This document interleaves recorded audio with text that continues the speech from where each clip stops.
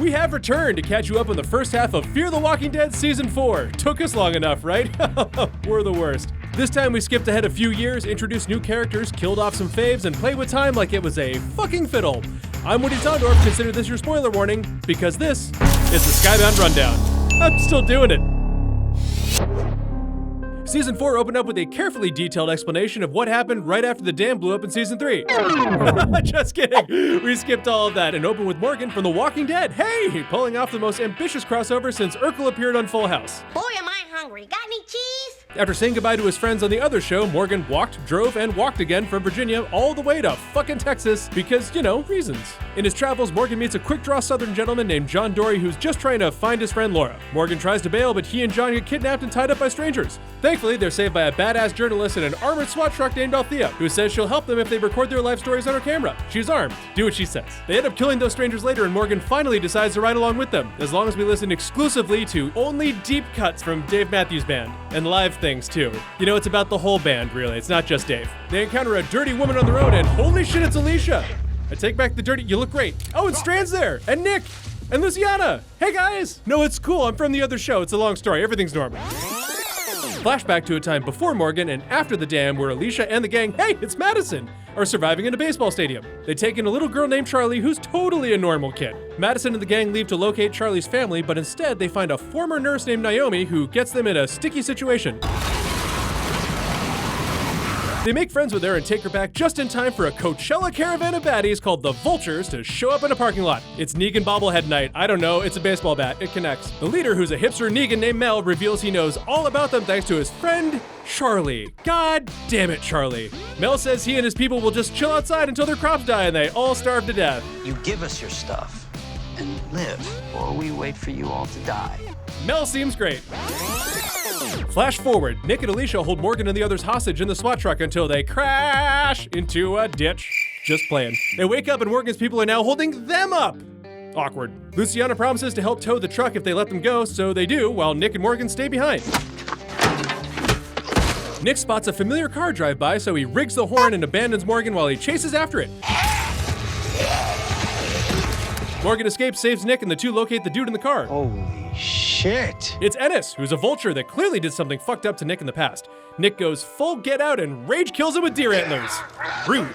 Later, Nick literally looks at the flowers before getting shot in the chest by fucking Charlie? God damn it. God, this kid sucks. The gang catches up with him, but it's too late. Is Charlie like new Troy? Another flashback. Stadium's out of food, so it's time to split up and find some yum-yums. Alicia and Naomi find some at a water park, but Naomi thinks they're screwed and they should leave. Meanwhile, Strand tells Cole he's been hoarding supplies in his truck and they should leave too. And then Nick and Luciana find a map where they also plan to bail. First page we open to. That's where we go. Thankfully, they all have second thoughts and return to the stadium to make it work. Flash forward. Oh, cool, a twist! Alicia and her peeps bury Nick and then dig up a bunch of weapons to get back at the Vultures. John finds a backpack. It's Laura's! Wait, Laura is Naomi? Finkel is Einhorn? What the shit is going on? Luciana tells John she didn't make it out of the stadium, so a sad John decides to stay behind. Morgan joins him for company and proceeds to tell him about this one time when he hung out with these other murder-happy people and this cop that just loved killing everybody. Yet another flashback. This is the story of John and Laura, or Naomi, whatever. John's living alone in a cabin when one day Laura washes up on his shore. He nurses her back to health and does everything he can to convince her he's not a serial killer. She eventually warms up to him. They go on supply runs, he teaches her how to fish, they bond over killing walkers, learn about her dead kid and his fear of guns from being a cop. Romance. He saves her from a walker attack, confesses his love for her, they totally bang, but John wakes up alone the next morning, that same chestnut. She leaves a note in Scrabble letters, aw, saying she loves him too, super aw, and she's sorry. Apparently not that sorry, just saying. Flash forward, look, episodic television's hard. Morgan and John interrogate a vulture about what happened to Naomi, but he says he doesn't know. Very trustworthy. John shoots his finger off, and Morgan warns him not to show up where he was planning on meeting Alicia and the gang.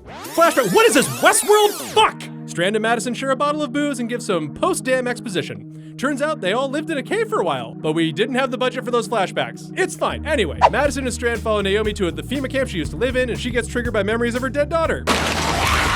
She gets surrounded by walkers until Madison and Strand save her, and they all return to the stadium to tell Mel to get the fuck out. Flash forward, look, what is time to you people? Alicia and the gang reunite with Morgan and John as Mel and his caravan arrive for battle. A Range Rover pulls up, and it's Naomi. She's alive. Laura? John. No! Alicia's not happy to see her and shoots at her. Rude, but John jumps in front and gets shot instead. John gets dragged to safety, Mel tries to escape, and Alicia blows him up with a fucking grenade launcher. Eat shit, Mel. Eat shit. Oh, let's watch it again.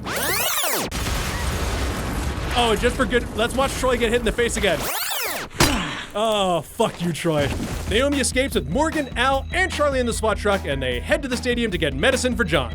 Flashback or forward, who knows at this point? Charlie returns to the stadium to ask them to save Mel, who was in an accident. They reluctantly take him in, and he warns that his brother Ennis will try to destroy the stadium. He said if this place wasn't gonna fall on its own, he was gonna make it fall. After Mel heals up a bit, Madison makes him leave. Charlie finds out and makes Alicia and Nick look for him. They do, but also find Ennis's convoy of walkers heading to the stadium. Shit. They return to the Diamond just in time for Ennis to show up and release his oil-covered walkers into the parking lot. It's Ezekiel bobblehead night this time. Flashback before the flashback. Turns out Madison met Althea right after the dam and recorded her story on tape. Back to the present. Al and the gang arrive at the stadium just as Strand and the others show up to kill them all. Alicia nearly kills Al in the truck until she sees noodles that trigger a memory that leads her to find her mother's tape. She watches it and then goes to kill Naomi, but Morgan stops her. Naomi stabilizes John and they all decide to be friends again and sit by a campfire. Al asks what happened in the stadium. Story time! Madison sees her kids and friends trapped in the parking lot, so she gets a flare and leads the walkers away into the stadium with her. She locks herself inside with them and lights that bitch up, killing her and the walkers inside as her family and friends escape.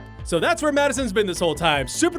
Oh shit, she's dead! What the fuck, man? Wow, what a sad way to wrap up the Skybound Rundown. Anyway, thanks for watching. Quickly catch up on all of Fear the Walking Dead with our previous rundowns on our Skybound channel. Make sure to like and subscribe so you don't miss future rundowns, fan react videos, and more. I'm Woody Tondorf. I'm gonna go have a drink. You wanna get a drink? Shit, man.